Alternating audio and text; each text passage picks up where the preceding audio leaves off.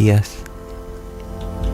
Hablamos así despacito porque es de esas mañanas en las cuales lo mejor es escuchar la radio desde la cama o a lo sumo desde la cocina, desde viendo llover, con un mate cerca, con un café cerca. Qué mañana de domingo. Un chocolatín. Los desayunos de Berbisky. Buenos días, Horacio. Buenos días, Josefina. Bolis. Unas nueces. Mira vos. Unos dátiles. Está mal. ¿Qué tal, Pablo? ¿Qué tal, Rolo, del otro lado de la pecera? Horacio Berbisky, ¿cuál es la tercera vencida? Porque acá Josefina había tenido otra interpretación con el respecto del título de tu nota principal de hoy en el cohete a la luna digital. Yo pensé que era la tercera presidencia. Me ilusioné un poco.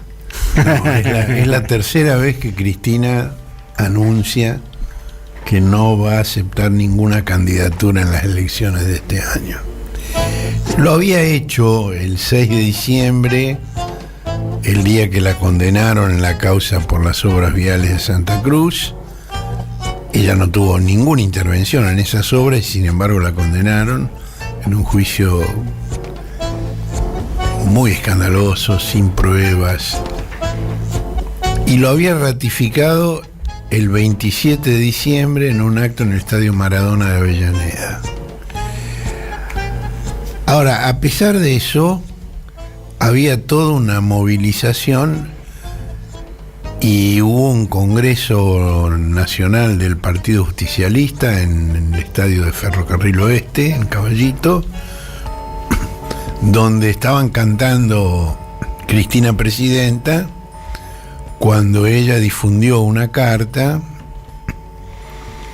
en la que dijo que no iba a ser candidata y que los últimos fallos de la Corte Suprema suspendiendo las elecciones en Tucumán y San Juan mostraban que la democracia, que ya se había perdido en lo económico y degradado en lo social, también ha comenzado a romperse en lo político e institucional.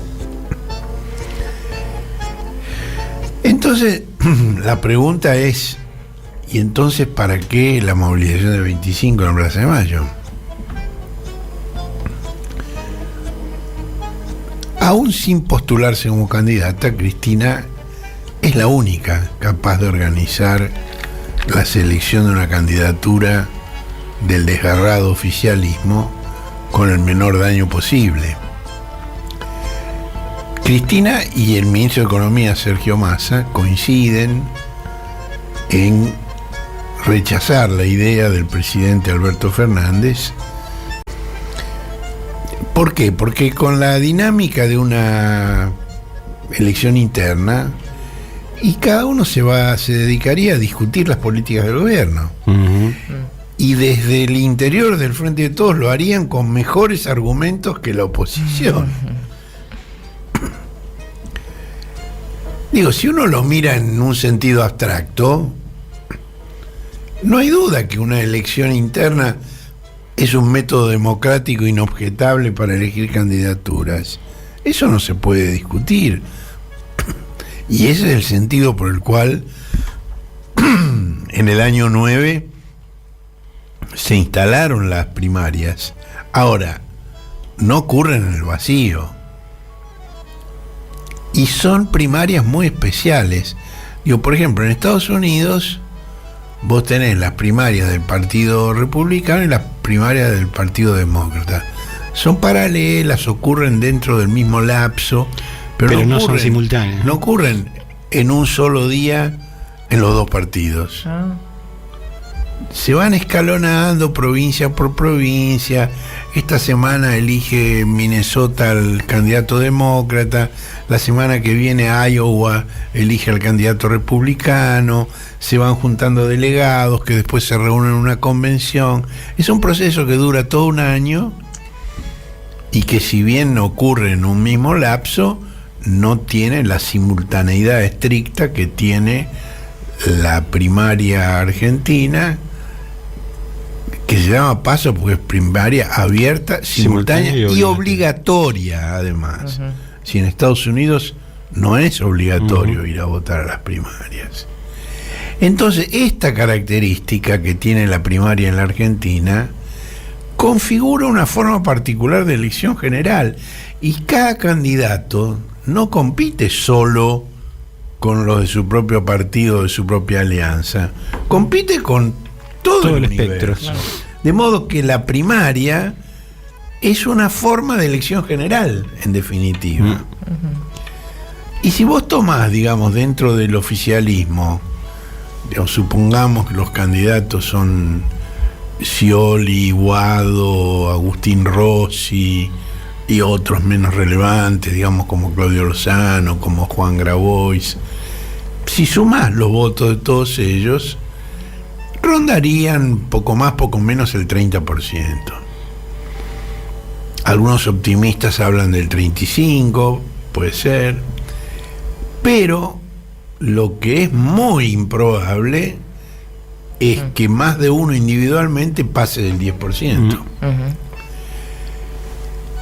Con lo cual, lo que podría ocurrir es que el candidato más votado en las PASO fuera Javier Milei, que Milei ya está trabajando en su programa, en su propuesta de dolarización, con los economistas del último menemismo, con Roque Fernández y Carlos Rodríguez. Me quedo más tranquilo.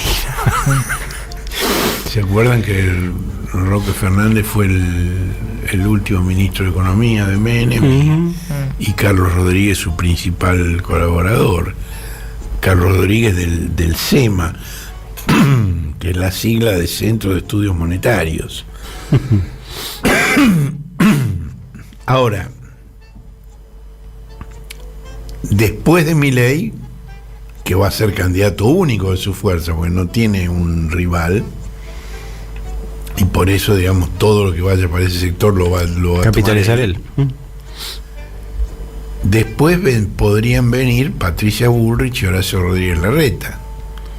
Digamos, el tercio que obtendría Cambiemos podría dividirse, digamos, 17 y 13, ponele una cosa. Algo así. Y recién después, en cuarto lugar, aparecería el mejor colocado de los candidatos del oficialismo, lo cual tendría una repercusión inmediata en la economía. Sería un golpe muy duro, como fue la primaria del 19 para el macrismo. Pero además deterioraría las posibilidades para la elección general, porque se instalaría la idea de que el Frente de Todos no llega a la segunda vuelta y que la segunda vuelta va a estar entre Milei y Cambiemos. Y la suma, digamos, del tercio del Frente de Todos se devaluaría, sería un 30% devaluado. Ahora, Alberto no se da cuenta de esto, porque tiene una obsesión con el dedo, que hace 4 años le señaló dónde sentarse. Ahora, yo no estoy seguro de que Alberto haya entendido que el candidato presidencial que él apoye desde Olivos debería presentar también un o una postulante a la gobernación bonaerense que enfrente a Axel y a cada intendencia.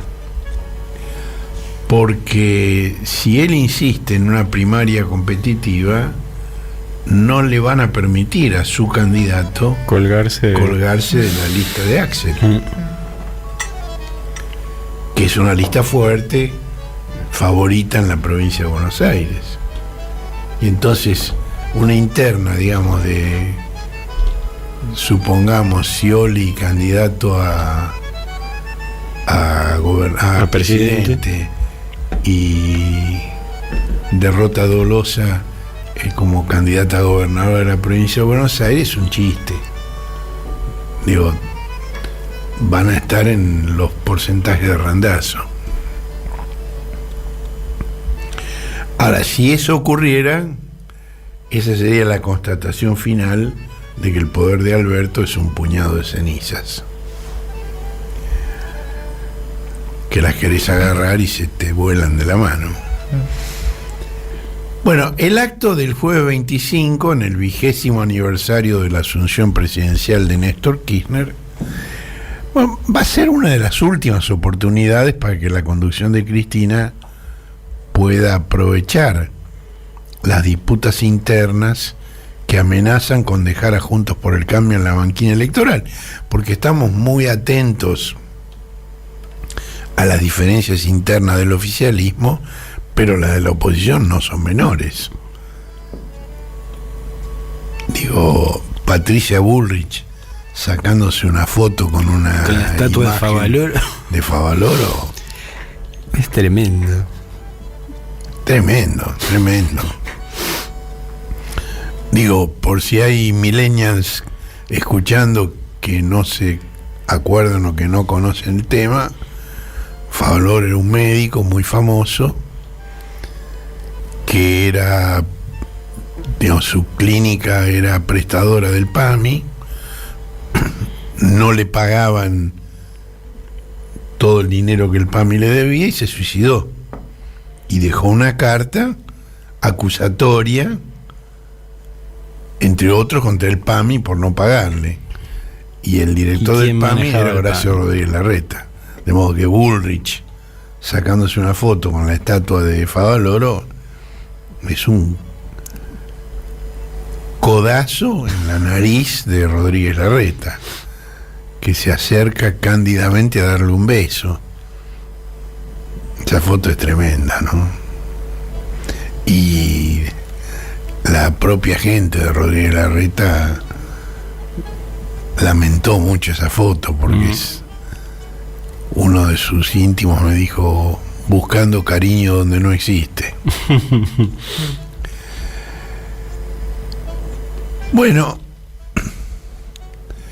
en la entrevista que dio en la señal de noticias después de la carta, Cristina dijo en forma categórica que a pesar de las dificultades debidas a los errores presidenciales, el gobierno del Frente de Todos fue infinitamente mejor de lo que hubiera sido el gobierno reelecto de Macri o el eventual de Milei.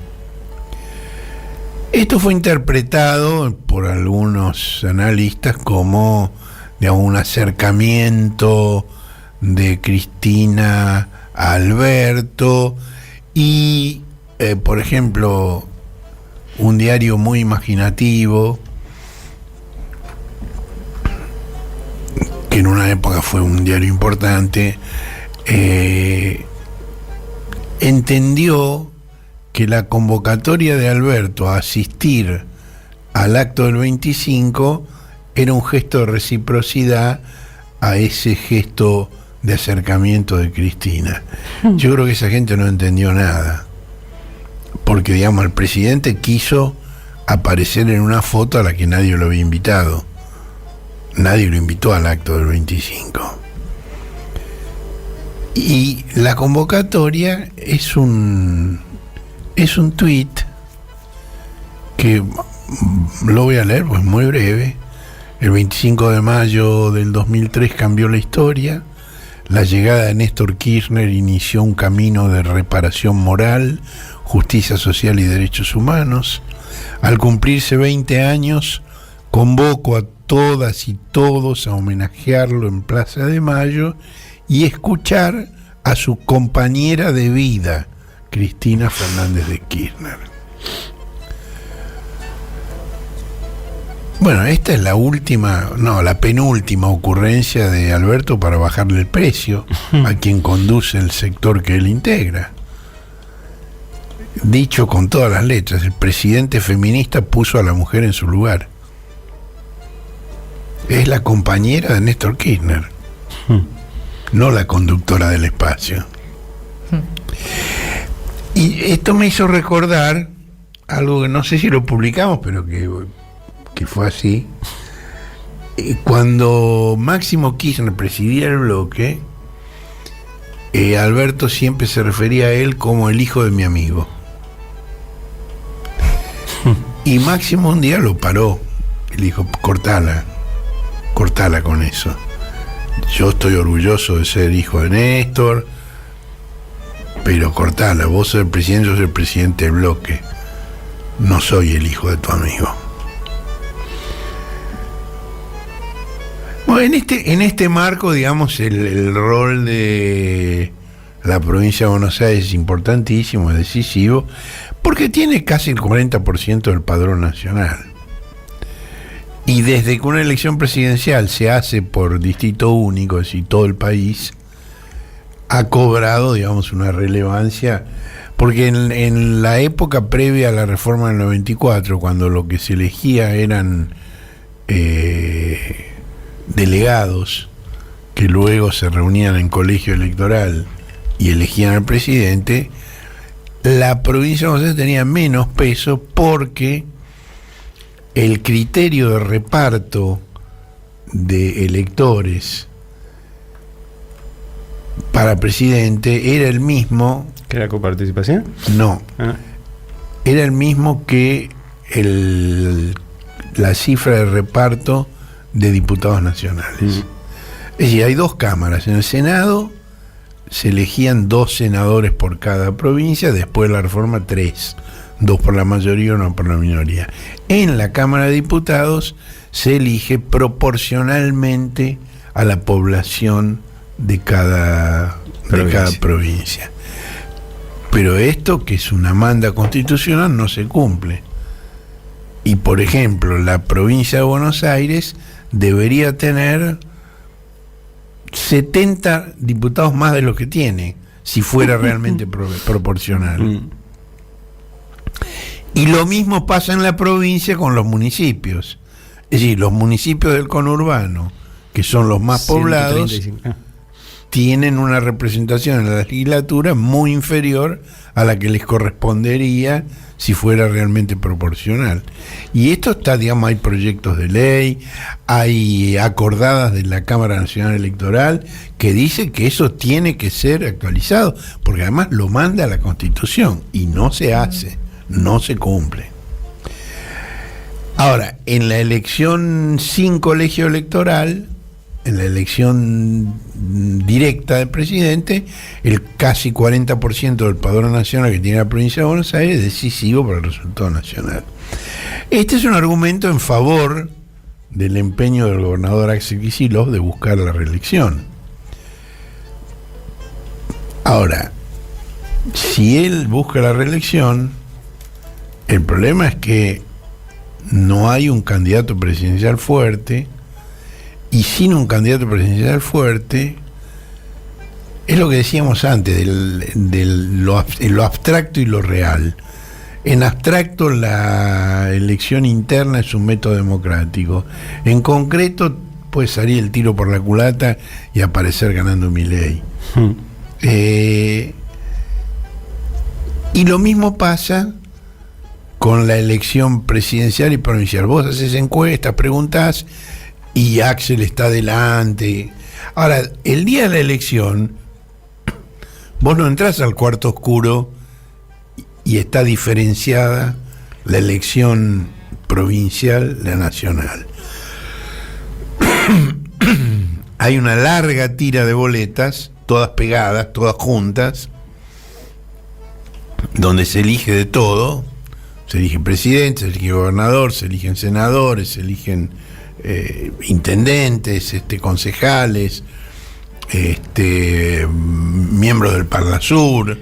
Y ahí, si no te gusta el candidato del Frente de Todos o como se llame, digo, deberías hacer el famoso corte de boleta, que en este caso es especialmente difícil porque la boleta, digamos, de gobernador no está en la punta de la tira, está en el medio de la tira. Con lo cual no tenés que hacer un corte, tenés que hacer 2 cortes. Y eso es chino. Hay pocos antecedentes de que haya sido alguna vez muy significativo. Entonces, Axel es el mejor candidato en la provincia, pero no hay un buen candidato presidencial.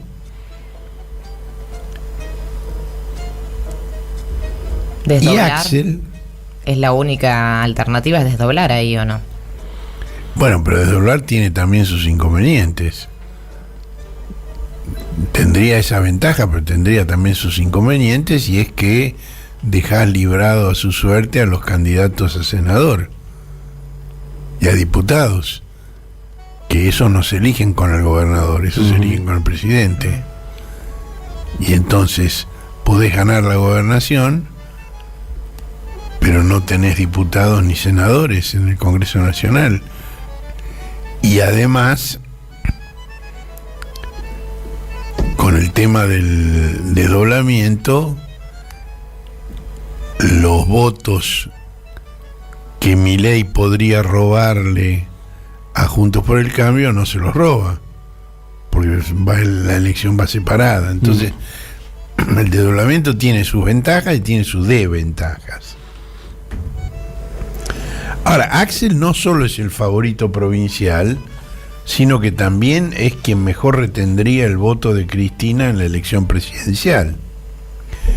Y realmente la hipótesis de que Martín Insaurralde pudiera aspirar a la gobernación, a mi juicio, no pasa de una expresión de deseos de quienes lo desean. Acuérdense que en el año 13, cuando Massa rompió con Cristina, Massa derrotó a Insaurralde en la elección de diputados en forma contundente, pese a que el kirchnerismo, que estaba en el gobierno todavía, se había jugado detrás de Insaurralde. Y no hay ningún indicio de que esto sea mejor ahora para Insaurralde. Digo, no hay un pueblo ansioso de votar Insaurralde. Porque una cosa es la rosca entre dirigentes y otra es el sex appeal eleccionario. Son cosas totalmente distintas. Y bueno, el dilema se agrava por las deficiencias tecnológicas que al día de hoy impiden clonar a Axel. Entonces, si tapas un agujero, destapas otro. Ese es un problema serio. Ahora, la carta de Cristina atribuye la pérdida de la democracia económica a lo que ella llama el brutal nuevo ciclo de endeudamiento externo y al retorno del Fondo Monetario Internacional, que toma el timón de la economía, impone su programa económico, dispara otra vez el proceso inflacionario sin control.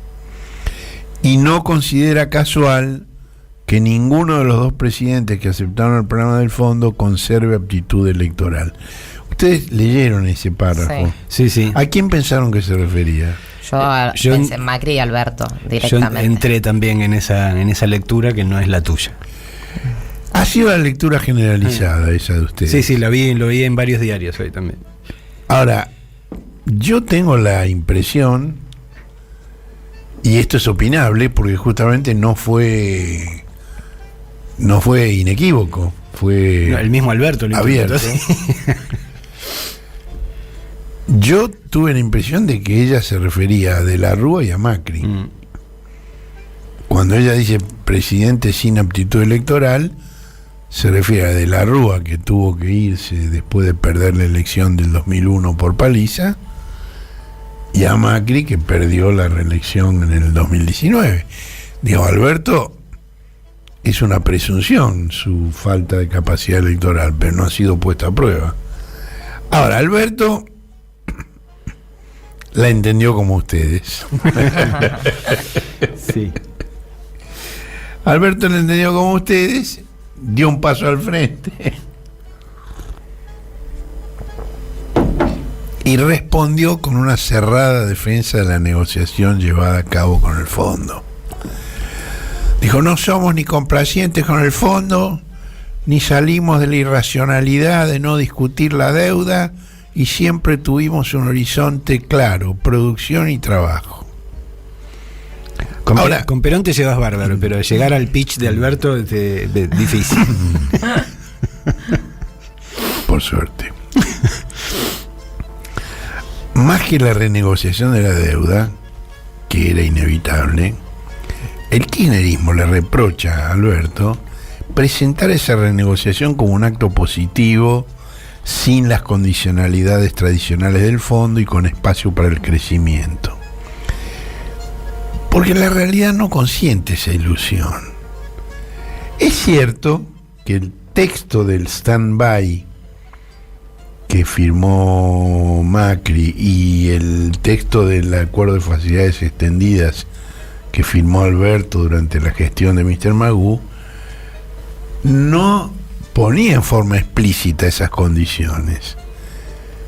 ¿Pero por qué? Porque esas condiciones se van a ir desplegando en cada una de las revisiones trimestrales. Hay un cronograma de pagos inviable, imposible. Máximo ha preguntado varias veces que me expliquen cómo pensaban que se iba a poder pagar. Que digan ellos cómo creían que se iba a poder pagar eso. Y entonces, ante cada incumplimiento, el fondo presenta nuevas exigencias. Y las condiciones que no te impuso en el momento de la firma, te las impone a los 3 meses, a los 6, a los 9, a los 12, en cada revisión trimestral hasta que se termine el acuerdo. Ahora, el acuerdo es un acuerdo estafatorio y eso Cristina se encargó de ponerlo en evidencia con un video. Nosotros no vamos a ver el video en la radio, pero vamos a escuchar el audio del video, que es el dictamen de la Auditoría General de la Nación. La Auditoría General de la Nación es un organismo de control que, de acuerdo a la Constitución 94, está presidido por un representante del principal partido de la oposición. En este momento es el ministro de Economía de Alfonsín de la hiperinflación, Jesús Rodríguez. Y tiene representantes de los distintos partidos. Depende del Congreso y eleva un informe a la Comisión Revisora de Cuentas del Congreso. Bueno, escuchá lo que dice la auditoría sobre el acuerdo con el fondo. Por primera vez en 30 años y desde su creación, la Auditoría General de la Nación realizó un informe sobre un préstamo del Fondo Monetario Internacional. Este se originó en un acuerdo stand-by firmado en junio del 2018 por un monto de casi 57.000 millones de dólares. El mismo fue modificado en octubre de ese año, permitiendo aplicar los fondos del préstamo a gastos presupuestarios en general. El acuerdo fue firmado por el ministro de Hacienda y el presidente del Banco Central. Pero, ¿por qué es tan importante esta auditoría? Porque se trató de un préstamo extraordinario y excepcionalmente alto. De hecho, este fue el préstamo más grande de la historia de la Argentina y del FMI, representando 127 veces la capacidad de endeudamiento de Argentina con el fondo. Pero no solo eso. La importancia relativa del monto del préstamo respecto de la emisión de deuda y de la deuda total acrecentó su vulnerabilidad y aumentó los riesgos derivados de la estructura de la cartera de deuda argentina. Por este préstamo se pagaron comisiones y gastos al FMI por más de 13.000 millones de pesos, equivalentes por ejemplo al 52% del presupuesto del CONICET de 2018 y al 39% del mismo en 2019. ¿Qué se investigó en esta auditoría? Este informe tuvo como objetivo principal evaluar si el acuerdo stand-by se gestionó mediante procesos y procedimientos que aseguren una gestión eficiente y efectiva de la deuda. La AGN evaluó cumplimiento de normas y sanas prácticas internacionales, eficiencia, transparencia y efectividad en la gestión, que exista endeudamiento responsable, impacto en la solvencia y sostenibilidad de la deuda pública. ¿Qué reveló esta auditoría? El acuerdo fue firmado por el ministro de Hacienda, quien no tenía facultades para gestionar ni autorizar la deuda pública. No se cumplió con el artículo 61 de la Ley de Administración Financiera, que exige al Banco Central que en caso de endeudamiento externo, emita un dictamen sobre el impacto de la operación en la balanza de pagos. No se cumplió con la norma que exige que los préstamos multilaterales se aprueben por decreto, ni tampoco pasó por el Congreso. No se implementó el procedimiento aplicable para la autorización, negociación, contratación, administración, control-supervisión de los préstamos. La Jefatura de Gabinete de Ministros no intervino en la etapa de negociación, autorización y suscripción del acuerdo con el FMI, a pesar de tener esa función específica. tampoco intervinieron las áreas técnicas específicas, en especial el Ministerio de Finanzas, que debía gestionar la deuda. El acuerdo no tuvo intervención previa de la Unidad de Auditoría Interna, porque desde la división de los ministerios no existió esa área en relación con la deuda pública. No se pudo encontrar el documento definitivo del acuerdo, dado que existen múltiples versiones del texto del stand-by. El dictamen jurídico se emitió fuera de término y se basó en una norma que no estaba vigente al momento del acuerdo. Cuando se decidió solicitar el préstamo al FMI, el Ministerio de Hacienda no efectuó análisis sobre costos y riesgos financieros, ni de solvencia y sostenibilidad. El proceso de gestión no fue efectivo ni eficiente para rendir cuentas y asegurar la transparencia y el control en el uso de los fondos. Se observaron inconsistencias en los totales informados para 2018 y 2019 en relación con los montos de moneda extranjera subastados provenientes del préstamo del FMI. Casi el 30% de los desembolsos del FMI se usaron para financiar la salida de capitales financieros, en tanto el auditado informó que el 71% se usó para cancelar la deuda. Durante el periodo del acuerdo se observó una salida de capitales considerable y continua. La implementación de las medidas para evitarla fue tardía. Las condiciones relacionadas a moneda, monto y plazo del acuerdo con el FMI aumentaron el riesgo de insostenibilidad de la deuda. En el año 2018, el indicador deuda PBI se incrementó y llegó a representar 84,8% del PBI, valor superado en 2019, cuando alcanzó el 89,4%. Pero entonces, ¿la gestión del préstamo con el FMI fue eficiente y efectiva? La respuesta es no. Los procesos y procedimientos relacionados al préstamo no aseguraron la eficiencia y la efectividad en la gestión de la deuda, provocando incumplimientos legales, afectando la prudencia en la administración del endeudamiento y vulnerando la adecuada supervisión del financiamiento. El auditado tomó decisiones sin contar con la debida información en cuanto al costo y riesgo asumidos, impactando en la solvencia y sostenibilidad de la deuda pública.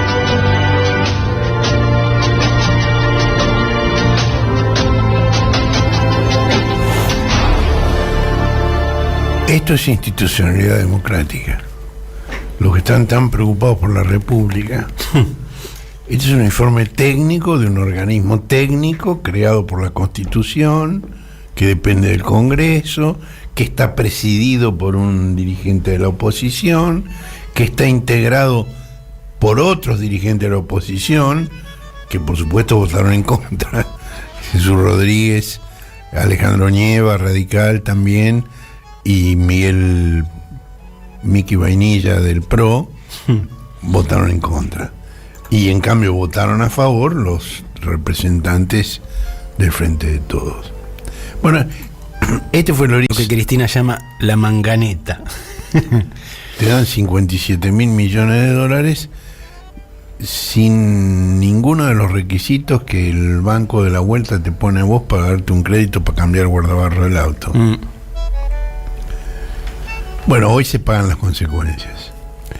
La carta de Cristina sostiene que la escasez de dólares siempre termina con la inflación descontrolada, corridas cambiarias, devaluación y más inflación, y volvió a señalar algo que viene planteando hace tiempo, que es el carácter bimonetario de la economía argentina, que ella dice que está dispuesta a sentarse con quien sea necesario para discutir ese tema, porque si no se enfrenta a ese tema no hay solución para los problemas argentinos. Y ese carácter bimonetario de la economía argentina, según Cristina, se suma a la ya histórica restricción externa y a la formación compulsiva de activos de dólares en el exterior. Y así resulta imposible para cualquier gobierno administrar razonablemente la natural puja distributiva por el ingreso, y dice Cristina, convierte a la inflación en el más fenomenal instrumento de transferencia de recursos de toda la sociedad a los sectores más ricos y concentrados de la economía, que se apoderan de esa renta extraordinaria en un marco de laxitud tributaria. Ahora, ¿qué es el bimonetarismo al que se refiere Cristina? Bueno, en la nota del cohete hoy tenemos una explicación, el monetarismo explicado por expertos. Es un trabajo reciente de los economistas Eduardo Basualdo y Pablo Manzanelli, que explican que cuando la vicepresidenta se refiere al bimonetarismo, alude al patrón de acumulación de capital sustentado en la valorización financiera, que ya tuvo 2 etapas durante la dictadura cívico-militar y con el macrismo. Ese es un documento del área de Economía y Tecnología de Flaxo, la Facultad Latinoamericana de Ciencias Sociales, que expone las similitudes entre ambos momentos, que son endeudamiento externo y fuga de capitales, tanto durante la dictadura como el macrismo, pero también a las diferencias, que se explican por qué fracción de capital hegemonizó cada periodo. Es decir, entre 1976 y 1983, el sector hegemónico del capital fueron los grupos económicos locales. Y de 2015 a 2019, el capital financiero internacional, que es una gran novedad en la historia argentina. Es decir, así como por primera vez la derecha logra organizar un partido con aptitud electoral para llegar a la presidencia sin golpe militar, por primera vez también el sector hegemónico del capital es el capital financiero internacional y no los grupos económicos locales. Hay una serie de explicaciones en el trabajo que, si querés leerlo, lo encontrás en la edición del Cohete, que son muy interesantes, sobre las diferencias entre un periodo y otro, el rol del Estado, quién prestaba, para qué se usaba el dinero cada vez. Es muy interesante, pero no viene al caso de lo que estamos hablando en este momento. Y ahí los autores entienden que el kirchnerismo tuvo grandes avances políticos en términos de un crecimiento económico apoyado en la economía real y no en la valorización financiera, y en una mayor participación de los sectores populares en el ingreso. Pero no logró instaurar la hegemonía de un nuevo patrón de acumulación y terminó siendo un largo interregno entre las dos modalidades de la valorización financiera que se desplegaron entre 1976 y 2019.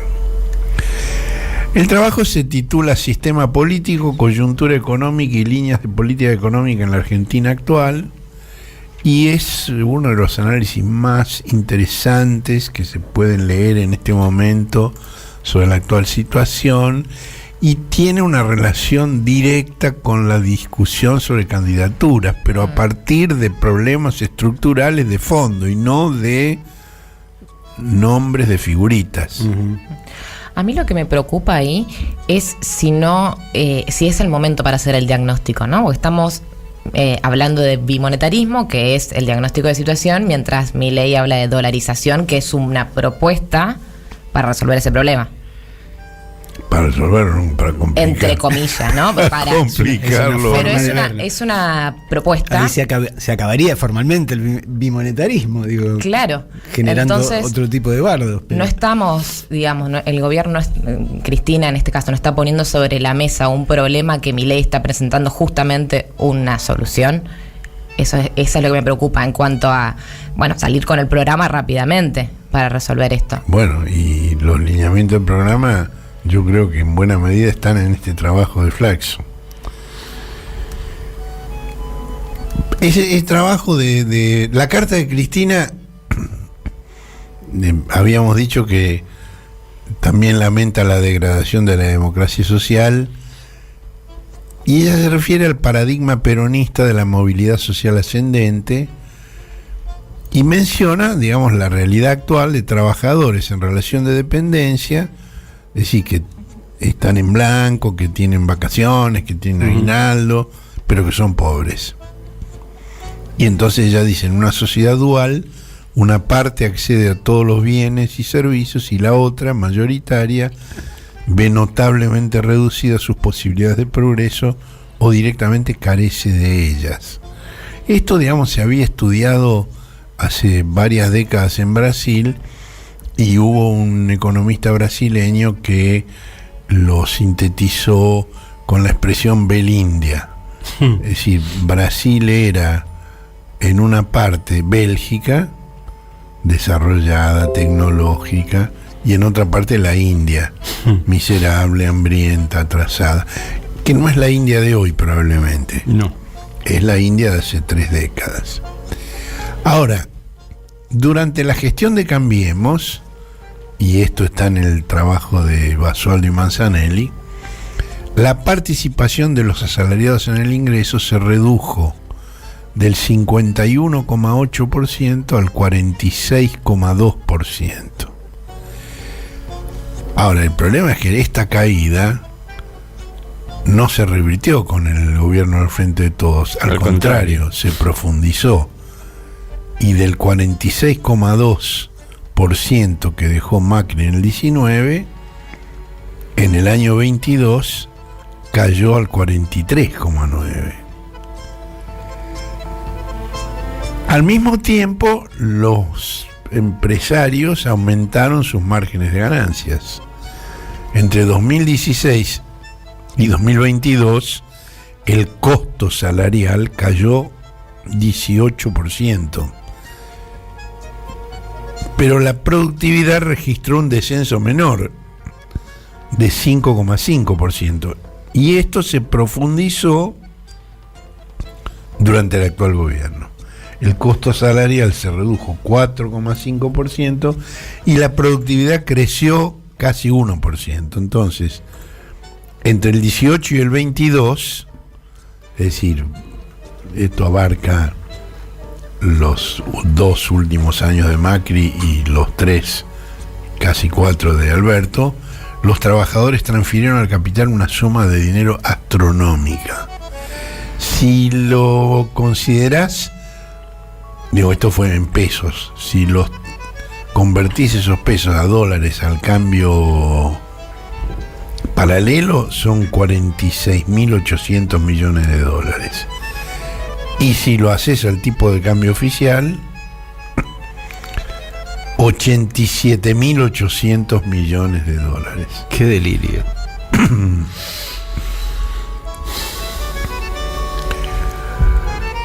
Cristina también dice que ni siquiera en la hiper del 89, ni en la ruptura de la convertibilidad en 2002, se puso en duda el pacto democrático plebiscitado en octubre del 83, por el cual ni la violencia política sobre el adversario ni la proscripción electoral serían elementos del accionar político. Y agrega, hoy los fantasmas del pasado han vuelto a la realidad política argentina. Durante el año 22 vimos cómo la violencia verbal y simbólica, que desde hace años venía siendo implantada en la sociedad por los medios de comunicación hegemónicos, se materializó en la calle a través del accionar de grupos violentos que agredían, insultaban y amenazaban de muerte con bolsones mortuorios, guillotinas, antorchas, piedras y escraches. El objetivo de estos grupos estaba absolutamente direccionado. No era contra todos los partidos políticos o todos los dirigentes, como en la crisis del 2001. Era contra el peronismo o el kirchnerismo, como más te guste, dice Cristina. La culminación de esto fue el 1 de septiembre del 22, cuando atentaron contra la vida de Cristina. A partir de entonces, dice ella, esos grupos que organizada y semanalmente fustigaban, escrachaban y amenazaban, desaparecieron como por arte de magia. Esto confirma, sin lugar a dudas, el carácter premeditado y carente de cualquier viso de espontaneidad de la violencia política de estos grupos. Eran fogoneados y financiados por la oposición, y los medios de comunicación hegemónicos le garantizaban amplia cobertura mediática. Esto es tan cierto que al comentar la aparición de Cristina en el show Duro de Domar, el matutino Clarín llegó al extremo de ridiculizar la referencia que Cristina hizo al atentado contra su vida. Y voy a leer 2 líneas textuales de Clarín. Su problema es que lo dice en soledad. Casi ningún político habla de eso, simplemente porque a la sociedad el tema dejó de importarle o ya le importa muy poco. Es tremendo esta frase, es tremendo. Intentaron matar al presidente y a la sociedad no le importa. Qué lectura más sesgada. Bueno, en la misma línea, la Iglesia Católica emitió un pronunciamiento en defensa de la independencia del Poder Judicial y en contra de la corrupción. Es decir, 2 de los tópicos principales del discurso anti-kirchnerista. Este respaldo a la Corte Suprema de Justicia, que está en guerra con el gobierno, fue escrito por la Comisión Justicia y Paz a pedido del Episcopado. Ahora uno dice Comisión Justicia y Paz, bueno, suena lindo, ¿no? Justicia, paz, son palabras. ¿Quién va a estar en contra? Yo me acuerdo que en el año 80, cuando le dieron el Premio Nobel de la Paz a Adolfo Pérez Esquivel del Servicio de Paz y Justicia, la desesperación del Episcopado era explicar que el Servicio de Paz y Justicia no tenía nada que ver con la Comisión Justicia y Paz del Episcopado. Si yo no fui, yo no tengo nada que ver, yo no denuncio nada, yo no soy subversivo. Ahora, si escarbas un poquito y te fijas quiénes integran esa comisión, bueno, por ejemplo, están el directivo de la Universidad Austral del Opus Dei, Alfonso Santiago. ¿Quién es Alfonso Santiago? Es uno de los firmantes en 2016 de una declaración que entre otros firmaron también Daniel Sapsay y Daniel Funes de Rioja, en respaldo de, comillas, los hombres que llevaron a cabo la represión contra el terrorismo, quienes fueron castigados con penas gravísimas por incurrir en excesos y extralimitaciones. Mientras que a los responsables directos o indirectos del terrorismo se los ha colmado de honores y en muchos casos se los ha premiado con cargos públicos e indemnizaciones. Qué joyita, ¿no? Qué joyita, qué joyita. También formaron parte de esa comisión de laicos católicos el ex vicepresidente de la Unión Industrial, José Urtubey, el ex director del Ministerio de Desarrollo Social durante la gestión de Carolina Stanley, Juan Luis Díaz, el sobrino del Papa Francisco, Pablo Narvaja, quien saltó del Consejo de Educación de Juan Carlos Ruslón Morón a una subsecretaría de Educación durante la presidencia de Carlos Menem, Pablo Comeglio, ex consejero escolar del Movimiento Evita en Lomas de Zamora, y el ex guardián férreo Humberto Podetti, entre otros. Bueno, estos son los que firman el respaldo a la justicia independiente. A la justicia independiente. No a la que condenó a Videla, por supuesto, sino a la que condena a Cristina. Uh-huh. Para Cristina no se trata solo de la proscripción de una persona, sino del peronismo. Y lo demuestra la suspensión de las elecciones que la Corte ordenó en 2 provincias donde el peronismo era amplio favorito. El mismo día y a la misma hora en que dictaban ese fallo, en la Comisión de Juicio Político de la Cámara de Diputados de la Nación, se estaban denunciando tanto el escándalo de la obra social del Poder Judicial, que involucra a uno de los miembros de esa corte, como el del enriquecimiento ilícito de su presidente, Horacio Rosati. Así como lo hicieron con Tucumán y San Juan, lo harán contra mi persona con el fin de evitar que el peronismo pueda participar del proceso democrático o bien debilitarlo conduciéndonos a un callejón sin salida. Por eso, no voy a ser mascota del poder por ninguna candidatura. He dado muestras como nadie de privilegiar el proyecto colectivo sobre la ubicación personal. Esto lo reiteró en una reunión del Frente Renovador Sergio Massa, quien dijo que fue la generosidad de Cristina la que permitió elevar el techo y ganar la elección del año 19, y que hace falta generosidad también ahora, pero eso lo dijo mirándolo a Alberto, no a Cristina. No voy a entrar en el juego perverso que nos imponen con fachada democrática para que esos mismos jueces, encaramados hoy en la Corte, dicten un fallo inhabilitándome o directamente sacándome cualquier candidatura que pueda ostentar para dejar al peronismo en absoluta fragilidad y debilidad frente a la contienda electoral. Salir de este laberinto y romper la trampa requiere, y esto es muy, muy importante, la construcción de un programa de gobierno que convenza a los argentinos de que un país mejor es posible, un programa de gobierno necesario no solo para el peronismo, sino para el sistema democrático y en su conjunto. Tenemos en la página el documento completo. Ahora, tanto Cristina como Máximo han señalado varias veces la importancia de definir un programa de gobierno antes que la selección de candidaturas, pero hasta ahora ninguno de ellos adelantó cuáles deberían ser los lineamientos de ese programa. Yo sé que Cristina le encargó la elaboración del programa a Eduardo de Pedro. El ministro de Interior, Guado de Corrido, según su identificación virtual, solicitó aportes a distintos sectores, entre otros al Centro de Economía Política CEPA, y había una reunión prevista con CIFRA, el Centro de Investigación e Información de la CTA, que conduce el diputado Goyaki, que se postergó.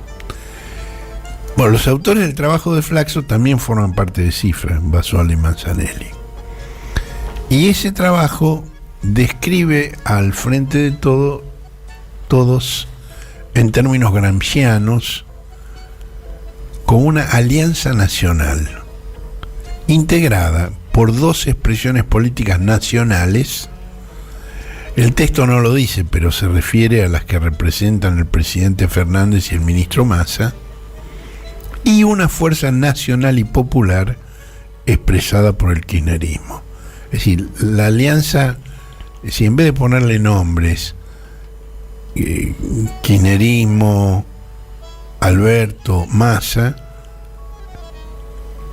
Basualdo y Manzanelli, en términos gramscianos, dicen una fuerza nacional y popular, que es el kirchnerismo, y dos fuerzas nacionales, no populares pero nacionales, que serían el albertismo y el masismo. Y destacan una cosa que está a la vista de todo el mundo, y es que esta experiencia, la fuerza mayoritaria, que es la fuerza nacional y popular, no es la que tiene en sus manos la lapicera. Y describen muy bien, digamos, qué son las fuerzas nacionales y qué son las fuerzas nacionales y populares. Estos son términos tomados, digamos, de la tipología de Gramsci, sobre la cual Basualdo, que aparte de ser economista, es doctor en historia, escribió un trabajo muy interesante que se llama El transformismo argentino, que es otra expresión de cuño gramsciano.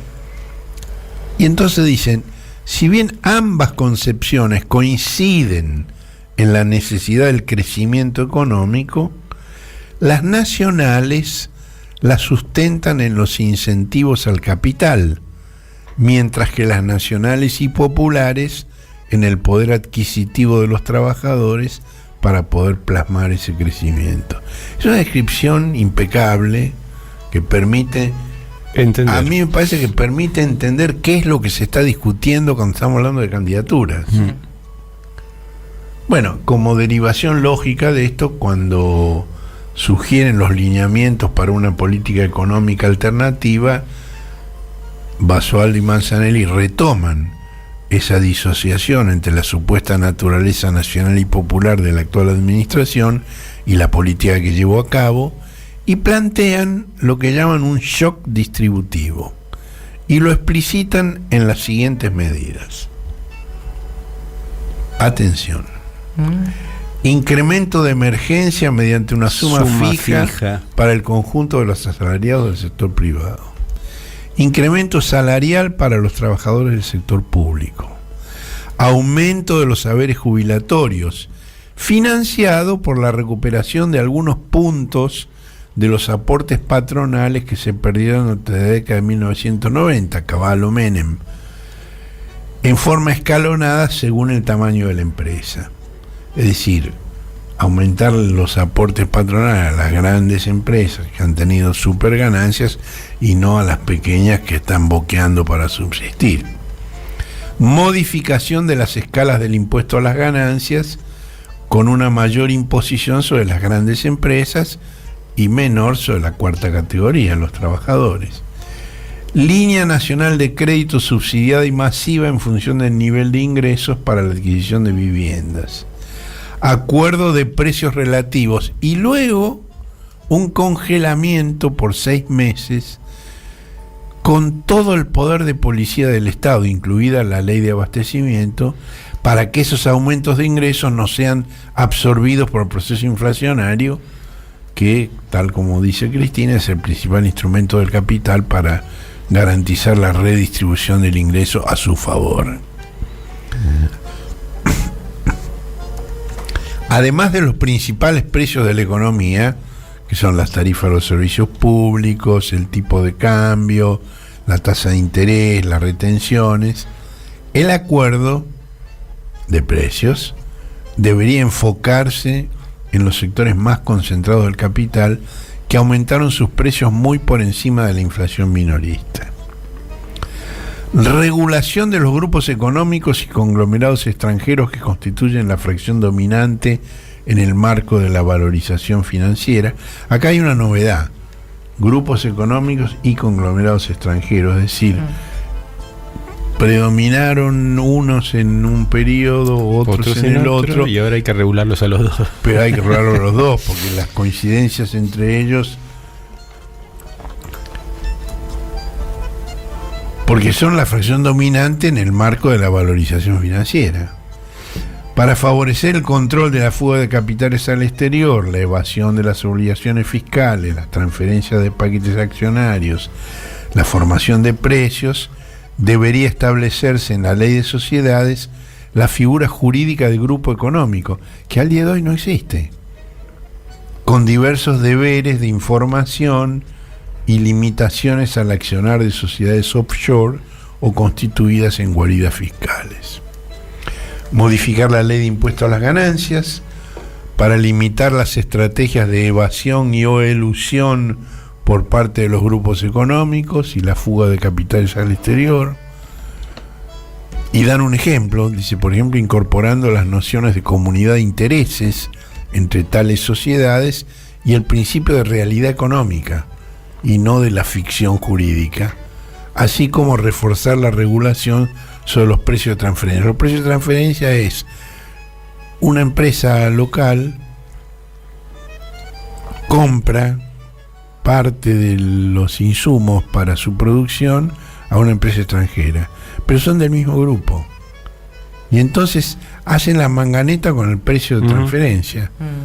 Es decir, te cobran ese producto carísimo, más de lo que el mercado, y entonces el grupo local que compra eso no tiene utilidades y en consecuencia no paga impuestos.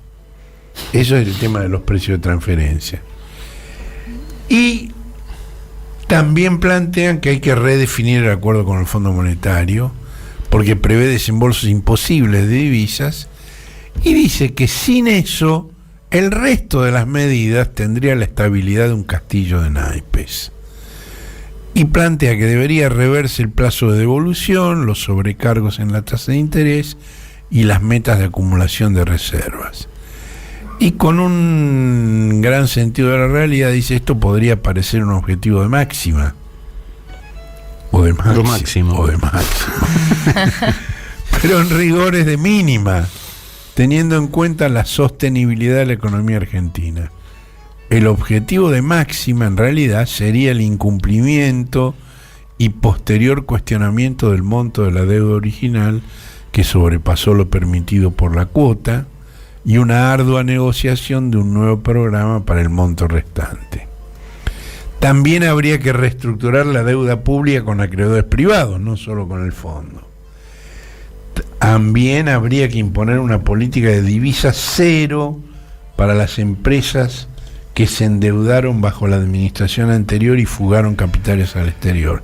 Esto implica una investigación que identifique a las grandes empresas que esquilmaron las reservas del Banco Central. Y para eso el COET es una fuente fundamental, porque hemos publicado la lista de empresas y de personas que se endeudaron al tipo de cambio oficial y constituyeron activos en divisas en el exterior. Ahí plantea una cosa muy interesante, que es el contenido local mínimo en las concesiones de vaca muerta, que intensifique la creación de proveedores locales en la producción industrial de bienes de capital intermedios que se utilizan para la extracción de los hidrocarburos, emisión de bonos en pesos con considerables rendimientos atados a la producción de vaca muerta. Esto permitiría financiar la promoción industrial y a su vez captar el ahorro doméstico en moneda local con la garantía de los propios recursos naturales. Es decir, que los recursos naturales no sean garantía para el Fondo Monetario, sino para los argentinos que quieren poner a resguardo sus ahorros. Y el mismo planteo se podría aplicar a la producción del litio, pero no a la producción primaria del litio, sino a la industrialización de bienes intermedios como partes o baterías para la industria automotriz. Y en ese caso resulta central potenciar el papel de la subsidiaria de YPF ITEC, en la cual participa el CONICET. También plantea el Contralor Estatal de las exportaciones agropecuarias y la presencia efectiva de una firma testigo que podría ser YPF Agro. Es una cosa llamativa que no ha estado, digamos, en los planteos que se han escuchado recientemente, un plan de forestación de las banquinas de las rutas nacionales, provinciales, de los caminos internos, de los corredores ferroviarios y eventualmente de las... Trata de una actividad de mano de obra intensiva con alcance nacional, con bajos requerimientos de importaciones, y que en el marco de los incendios forestales sería también una contribución al mejoramiento del medio ambiente. Este plan de forestación puede convertirse en un programa de emergencia para la generación de empleo, revirtiendo la expansión de planes sociales con bajo nivel de beneficio y escasa vinculación laboral. La conclusión de Basualdo y Manzanelli es que este enfoque general debería nutrirse de medidas específicas en una estrategia integral para salir de la encrucijada económica en el corto plazo, pero actuando sobre factores estructurales que finalmente permitan la sostenibilidad de una nueva experiencia nacional y popular, es decir, con acento en el mejoramiento de los ingresos de los trabajadores en el mediano y en el largo plazo.